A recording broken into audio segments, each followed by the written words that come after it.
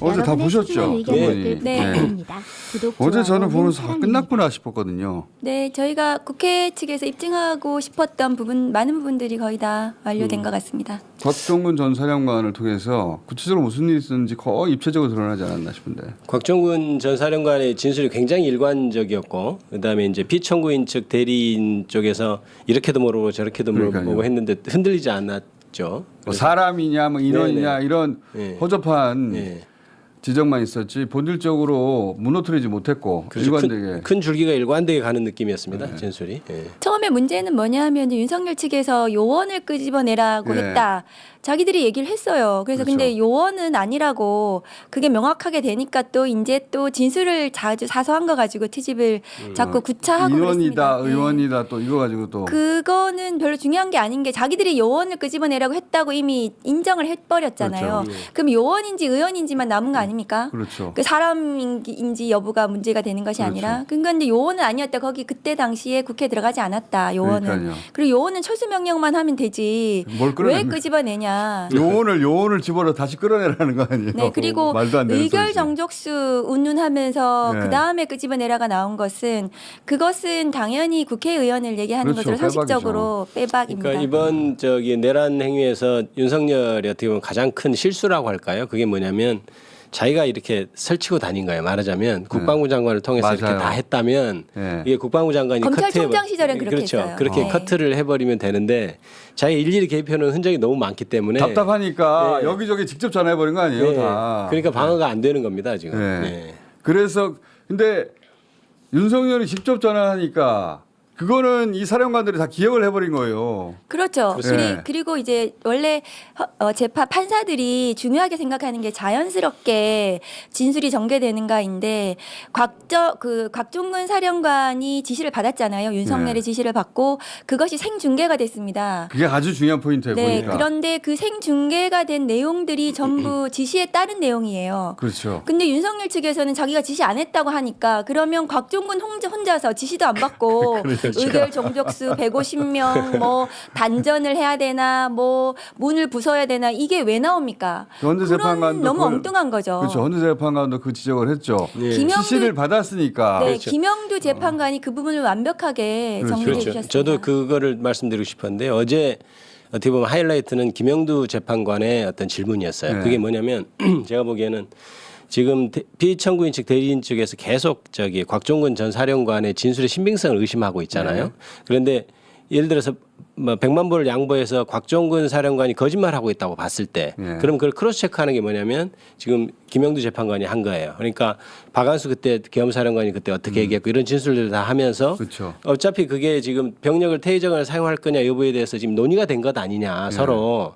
그렇다면 그것 자체가 이미 상부에서 어떤 지시가 있었기 때문이 아니냐 이걸 지금 확인하려는 질문을 계속 하거든요. 논리적으로 차근차근 쌓아갔죠. 그렇죠. 네. 그래서 듣다 보면은 그래 그렇게 된 거구나. 네. 다 이해가 가요. 네. 이거는 지시받은 거고 이거는 내가 생각해내는 거고 네, 맞습니다. 구분해서 자기한테 불리한 정황에 대해서도 그냥 사실대로 얘기하잖아요. 네, 맞습니다. 그리고 생중계 됐다. 생중계 됐으니까 다 들었을 거 아닙니까? 그리고 이제 어제 그러니까 결국 어제 김영두 재판관의 그 질문과 답은 곽종원 전 사령관의 말이 객관적으로 진실일 수밖에 없다. 이거를 확인하는 질문과 답이었다고 볼 수 있습니다. 그러니까요. 저는 생중계가 됐다는 포인트가 굉장히 중요하다고 생각했던 게 그러니 내 부하들이 다 들었는데 내가 어떻게 거짓말해? 네, 맞습니다. 네, 이것도 맞습니다. 있고 그래서 곽종근 전 사령관이 가장 먼저 나가 진실을 얘기해야 되겠다고 생각했던 그런 결심에 영향을 미친 것 같기도 하고 또 하나는 그 덕분에 이 단편 기억이 아니라 이 집단 기억 아닙니까? 아 그렇습니다. 이게 진술 조서가 가장 입체적으로 온전하게 꾸려졌다. 왜냐하면 검찰이 물어봤을 거 아니에요. 이 사람 이거 들었다는데 생각해보니 그 말 했네요. 그렇죠. 이런 네. 식으로 온전하게 꾸려진 조서다. 그렇습니다. 그렇죠. 그리고 또 한 상황을 기억하는 사람이 너무 많기 때문에 그렇죠. 예, 정확한 아마 사실 김현태 구성이 특임단장이 지금 얘기한 부분 150명 그 의결 정족수 관련해서도 굉장히 자연스럽죠. 그것을 논의했던 이유가 그렇죠. 의결 정족수 얘기를 하니까 150명 얘기가 나온 거고 그렇게 해서 논의가 됐다. 테이저건도 그렇게 해서 나온 거고 그런데 윤석열 측에서 계속 내가 그럼 의결 정족수 됐는지 안 됐는지 당신들한테 확인을 하고 상황을 파악해서 뭐 지시를 하든지 했어야 되는 거 아니냐 이렇게 얘기하는데 중요한 지점이 있는데 당시에 윤석열 측하고 국민의힘 측하고 뭔가 맞아요. 내통이 있어서 국회에 몇 명이 모였는지가 보고된 것이 아닌가 의심되는 정황들이 맞습니다. 있어요. 그러니까 의결 정족수가 안 된 것 같아. 그러니까 끄집어내 이게 그거는 나온 다른 것입니다. 사람으로부터 들은 거죠. 네, 그렇죠. 맞죠. 네. 아마도 본회의장에 들어가 있는 사람이 머릿수를 세고 맞습니다. 보고를 한 게 아닌가 싶어요. 그러니까 예. 그래서 의결 정족수 부분이 지시가 됐고 그래서 끄집어내라가 나온 것인데 그 얘기는 이제 숨기고 당신들한테 현장 상황 확인해야지 지시가 되는 건데 무슨 지시를 받았다는 거냐 이런 식으로 어제 그 발뺌을 한 거죠. 더 웃긴 거는 윤석열이 나중에 이제 일종의 최후 진술처럼 하면서 자기는 전화하긴 했는데 특임 그 사령관이 상황실에 있다고 하니까 화면으로 보고 있으시겠군요. 아니 수고하세요 하고 끊었다는 게 무슨 아파트 그러니까 경비실에 전화했습니까? 어제 그 신문 과정에서 특이한 게 저는 질문 중에 두 가지, 그러니까 허위 사실을 미리 기정 사실처럼 해가지고 질문하는 게 두 가지가 있었습니다. 하나는 이제 박범계 의원과 12월 10일 날 중간에 점심 시간에 만나서 네. 그 박범계 의원이 회의한 것 아니냐, 그걸 이제 거의 기정 사실처럼 깔고 질문했는데 김현태 707 특임단장이 아니다라고 명백하게 했고 지금 말씀하신 그 부분이었죠. 그러니까 그것도 너무 그러니까 웃겨요. 나는 그렇게 통화한 거 맞는데 윤 대통령이 그렇게 통화한 거 맞는데 맞지? 이제 이렇게 약간 허를 찌르면서 했는데 아니라고 명백히 얘기했죠. 그 수고했다라고 전화를 끊었다는 게 이게 말이나 됩니까? 지금 계엄 상황에서 막 난리 법석이다. 그렇습니다. 화면을 보고 계세요? 네, 수고하세요. 지시를 했겠죠. 예. 뭐라도 지시를 네. 했겠죠. 그리고 그 곽종근 사령관 친문에서 또 나왔는데 아까 말씀하신 민주당 의원님하고 사진을 막 떡하니 띄워놓고 네. 그렇습니다. 마치 뭔가 이게 그 진술을 회유한 것처럼 하려고 했었죠 프레임을. 근데 사실은 전날에 이미 곽종근 사령관은 검찰에서 사실대로 다 얘기를 했어요. 그러니까 국회에 가서 해유된 네. 거 아니냐고 말하기 전에 이미 그 이미 다 내용 끝났습니다. 진술을 했기 때문에 그것도 앞뒤가 안 맞는 거죠. 앞뒤가 전혀. 안 맞는 거죠. 예. 그렇죠. 소추단 쪽에서의 대리인이 그걸 확인했죠. 확인했습니다. 예. 예. 저 윤석열 그 이야기가 제일 웃겼어요. 전화해서 수고하세요 하고 끊었다고. 자기 입으로 수고하세요. 화면으로 보고 계시구나. 수고하세요. 무슨 동호인들끼리 월드컵 중계 보세요. 예, 수고하세요. 그러니까 평소에 한 번도 직접 통화하지 않던 대통령이 비상계엄에서 그렇죠. 전화해서 네. 수고하세요라고 하고 끊었다 이게. 그러니까 홍장원도 자기가 직접 윤석열한테 전화 받았기 때문에 생생하게 기억한다는 거고 그 곽정근 전 사령관도 대통령한테 딱 2번 전화 왔기 때문에 생생하게 기억한다는 네. 겁니다. 김용현 장관하고 올해 많은 통화들에 대해서는 조금 혼돈을 가지고 수 있는데 대통령하고 통화는 정확하게 기억한다. 그렇죠. 그래서 그 세 마디 그 의결 정족수가 안 채워진 것 같다. 문을 부수고라도 국회의원을 끄집어내라. 예. 그 인원을 끄집어내라. 이렇게 한 부분은 일관됩니다. 자, 그리고 정영식 재판관이 홍장원 전 국정원 1차장 때도 그랬는데 이 증언의 신빙성 문제를 거론하면서 꽤 길게 질의했습니다. 꽤 길게 질의했고 저희가 이제 한 절반 정도로 추격해서 보여드리긴 했는데 전체적인 맥락은 토시 하나 틀리게 기억해내서는 안 된다. 이거거든요. 기억난 대로 답변해라 이건 있을 수 있는데 제가 이제 주목한 대목은 뭐냐면 원래 심증이 있어도 잘 안 드러내잖아요 판사들이 포커페이스하고 네. 저 판사가 왜 저 질문을 하지? 법정에서도 잘 모르는데 정현식 판사는 표정을 드러냈어요. 그 전에는 안 그랬는데 홍정원하고 이 곽종근 때는 네. 자기가 당신을 못 믿겠으니 그 말이 맞는지 내가 한번 따져봐야 되겠는데 이 신빙성 문제 있는 거 아니야? 이 태도를 드러냈거든요. 저는 드러냈다는 데 주목했어요. 네. 정영식 재판관이 본심일 수 있죠. 그렇죠. 그것은 본인이 두 사람의 신빙성에 대해서 의문을 가지고 있으면서 그 진술을 집요하게 아주 사소한 거 가지고 계속 어제 트집을 잡았다고 그렇죠. 저는 생각을 하거든요. 근데 근데 저는 그 모습이 오히려 그렇게 해주면 굉장히 공정하게 재판이 진행되고 있다는 모습을 보여주는 것 같아서 저는 크게 개의치 않습니다. 그게 제3자 입장에서 그런데 제가 이제 주목한 대목은 저걸 드러냈지 하는 대목입니다.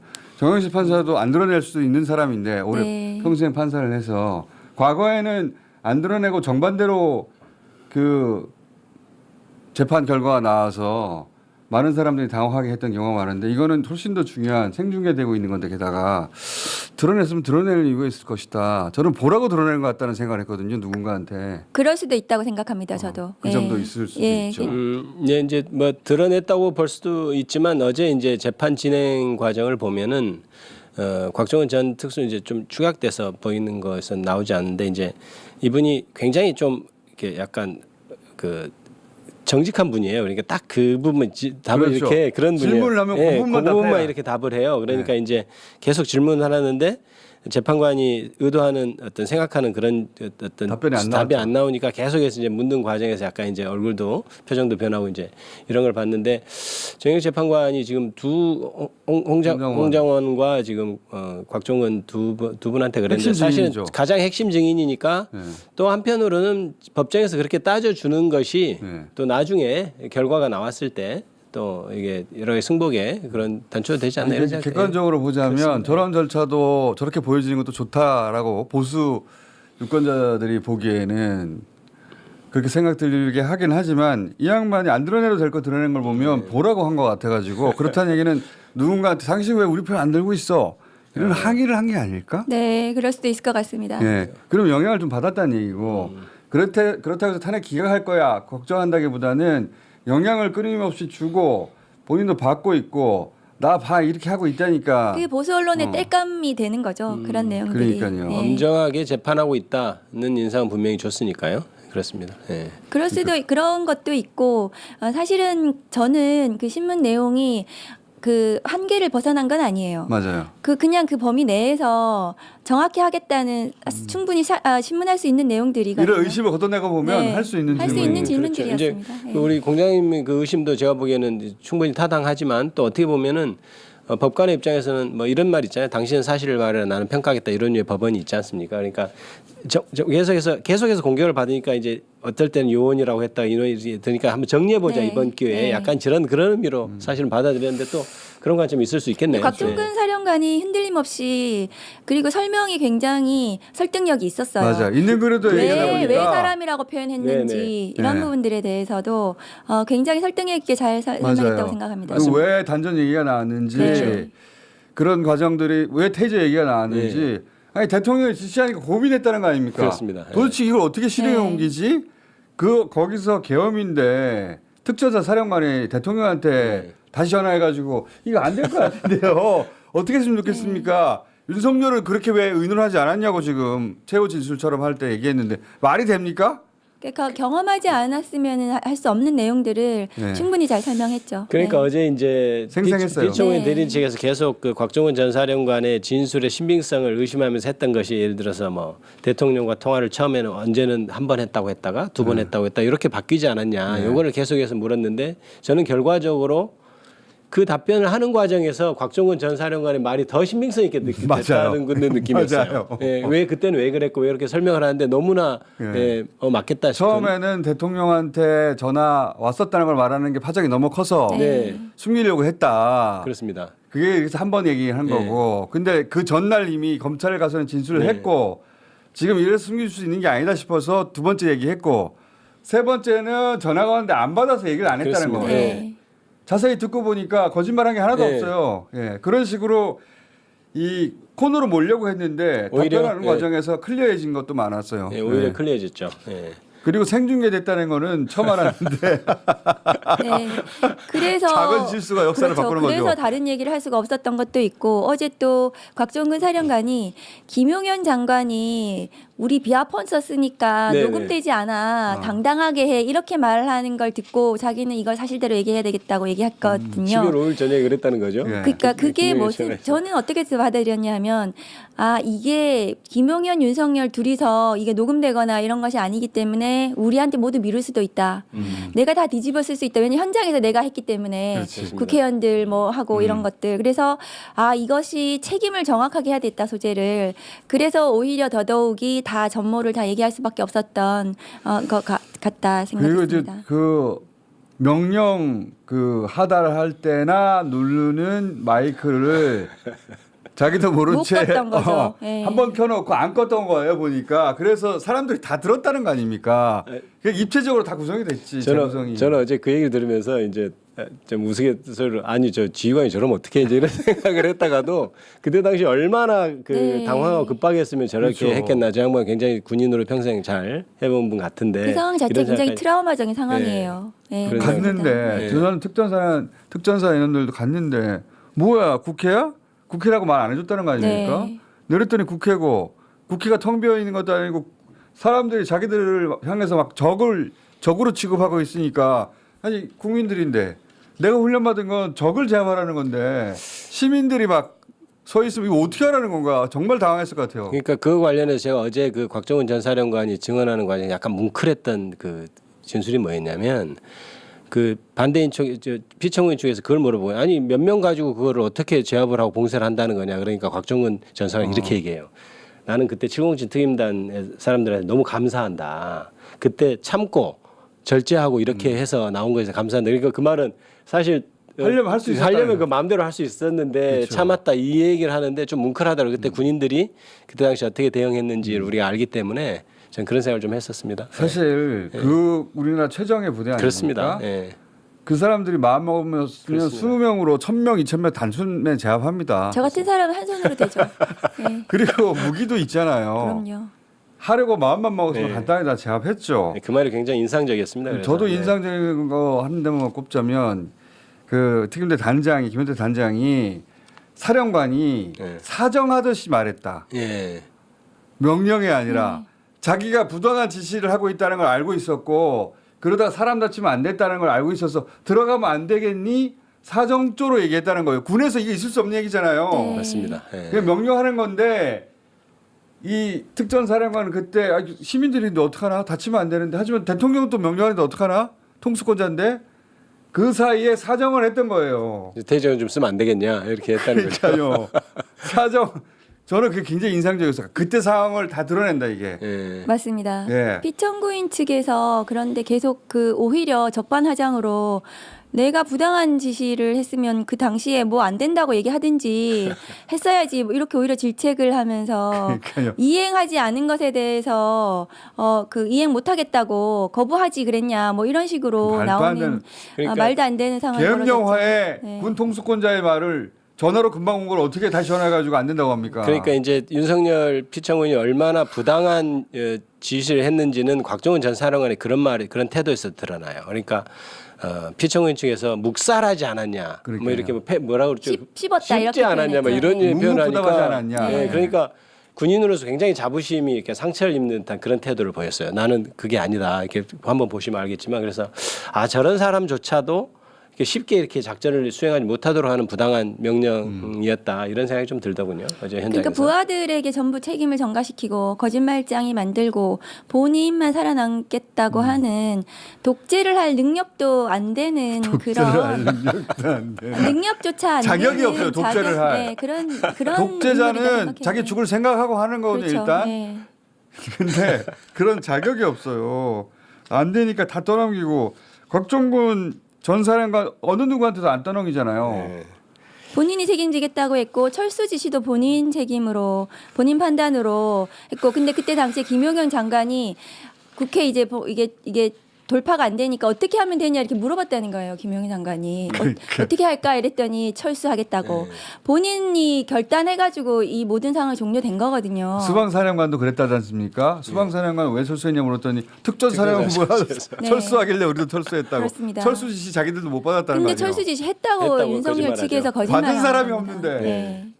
아 거짓말 진짜 처음부터까지 거짓말이 아닌 게 하나도 없어요. 하나 또 있습니다. 네. 뭐냐면은 국회 상황 보니까 혼잡스러워서 질서 유지를 예, 위해서 저도 그 얘기 하려고 전화 했어요. 전부 다 네. 했다. 이진우 뭐 등등에게 곽종근 사령관한테도 전화하고 했던 전화한 사실 자체는 객관적으로 있는 거 아닙니까? 네. 뭐 그래서 그거는 부인을 못 하는데 질서 유지 안전 때문에 전화했다라고 계속해서 주장하는데 곽종근 사령관이 어제 끝까지 질서 유지라는 말은 비상계엄 상황에서 한 번도 없었다. 들어본 적이 없다 이렇게 얘기를 했습니다. 그것도 네. 인상적인 말이었습니다. 맞아요. 예. 나중에 들었다 이제 네. 그렇게 얘기하는 걸 언론을 들은 통해서 거죠. 그렇죠. 예, 들었다는 거고 그것도 굉장히 인상적인 작전 말이죠. 중에는 질서 유지하라는 말 들은 적이 네. 없다. 그것도 그 국회 아니지 윤석열 측 주장을 박살내는 거죠. 그렇죠. 근데 질서 유지 뭘 질서 유지를 할 수 있어야 아니 계엄이 돼서 지금 어지러워졌는데 그렇죠. 무슨 유지를 한다는 겁니까? 아니 그리고 진짜 봉쇄라는 게 말이 안 되는 게 봉쇄가 이미 됐잖아요. 그렇습니다. 국회 안에 국회의원들과 사무처 직원들과 보좌관들에 의해서 봉쇄하고 못 들어오게 하려고 했는데 유리창을 깨고 들어가는 게 어떻게 봉쇄가 됩니까? 그 폭동이죠. 예. 네. 그러니까 그 윤석열 측의 주장은 하나도 논리적 일관성이 없고 네. 그리고 결국 안 되니까 그 공작이라고 하는 네. 거잖아요. 내란 프레임 뭐 탄핵 내란 공작 프레임, 뭐 이렇게 탄핵 했었죠. 공작. 예. 그 탄핵 공작 얘기하는 거 보고 끝났구나 싶었어요. 끝났죠. 예. 그게 정치적 정쟁화시킨 이제 끝판왕인데요. 이거는 법치의 문제예요. 내란 그러니까요. 행위에 대한 위헌 위법 부분들은 그걸로 헌법재판관들을 설득이 전혀 안 됩니다. 그렇죠. 지지자들에 대한 메시지죠. 위헌이냐 아니냐를 따지고 있는데 공작입니다. 그러면 그게 위헌입니까 아닙니까? 말도 안 되는 소리인데 아 저거밖에 할 말이 없구나 싶더라고요. 자기한테 가장 불리하게 말한 두 사람 딱 집어서 네. 공작. 공작했다고. 공작은 본인이 많이 하지 않았습니까? 네. 자 마지막으로 그러면 지금 사실상 주요 증인들의 증언은 끝난 거잖아요. 네. 네, 그죠? 저희 국회 측에서 이제 윤의 직접 경찰서. 지시를 받은 조지호 경찰청장이 지난번에 안 나와서 네. 마지막 13일 날 이제 신문을 앞두고 있고 그 외에 저희들이 이제 추가적으로 증인들 신청한 부분들이 남아 있긴 하는데 헌법재판소에서 모두 11일, 13일에 모두 배치를 했습니다. 그래서 13일 되면 증인 신문은 거의 다 완료될 거라고 생각합니다. 정인 신문 그때까지 끝낸다는 게 그쪽 그 계획이고 그리고 나서 평이 들어가가지고 한 열흘이나 있다가 그렇게 전망했었는데 변수가 하나 생긴 것이 최상목 대행 건 때문에 9번째 재판관 임명을 다음 주 화요일 날 그렇죠. 관련해서 결론 낸다는 거 아닙니까? 그러니까 다음 주 월요일 날 월요일 날. 변론 월요일 날. 기일을 네. 하고 이제 뭐 곧 아마 그 선고를 할 거라고 생각합니다. 그분이 구인 체제에 들어가서 평의를 하느냐 아니냐가 중요하잖아요.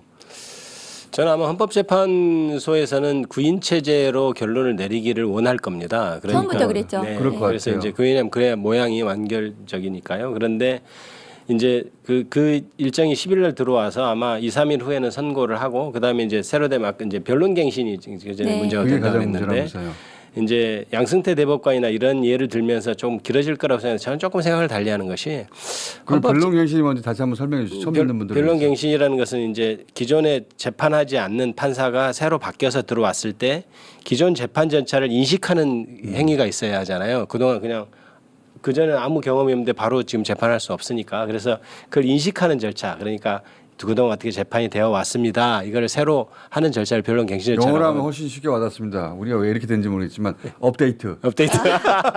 업데이트 해줘야 맞습니다. 된다. 예. 그런데 이제 헌법재판소법에 따르면은 이게 헌법재판에 이게 형사소송법이나 이런 걸 준용하도록은 돼 있는데 규정을 2003년도에 새로 규정을 넣었어요. 그러니까 그러면 좀 불합리한 점이 생기니까 헌법재판에 반하지 않는 한이라는 말을 넣었어요. 그래서 자체 판단할 수 있다. 그렇죠. 그 절차를 실제로 형사소송법처럼 엄격하게 하지 않아도 되는 규정입니다. 그게 그러니까 형사소송법에서는 막 다 읽는다면서요. 그렇습니다. 막 줄줄줄.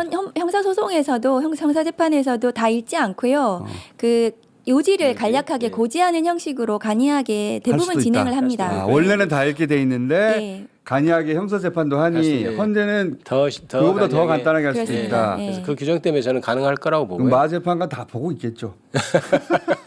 사실은 TV로 다 보고 있을 거예요. 예. 본인이 들어갔다고 생각하고. 네.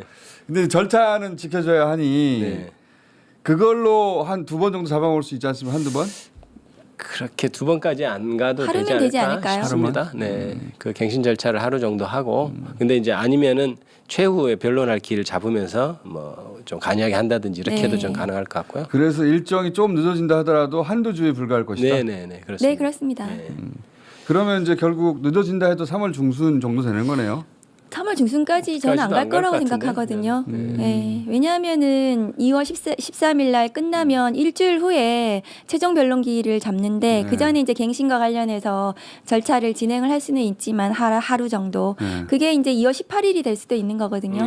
그러면 새로 기회를 잡아가지고. 네, 잡아도 그렇죠. 2월 18일 기일 잡고 20일 뭐 최종 변론하면은 그리고 나서 이제 마지막으로 열흘 후 정도에 선고를 했습니다. 박근혜 때 보면은 그러면 3월 2일이나 5일이나 뭐 그쯤이 되지 않을까 그렇게 뭐 생각합니다. 길어지는 네. 않을 것 같고요.